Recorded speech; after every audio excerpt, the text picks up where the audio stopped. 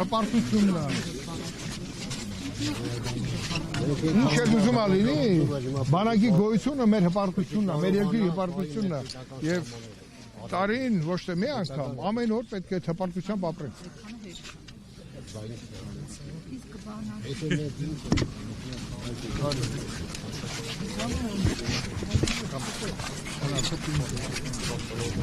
Պարոն Քոչարյան, ուշ միացեք, ձեր մաղթանքը բանակել վարդի։ Արդեն մաղթանքը սնչեց, կվերցնեք մեր սիրելի լրագրողից։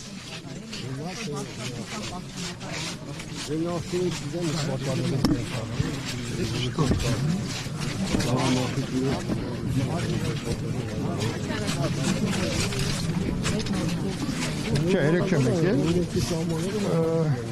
մենք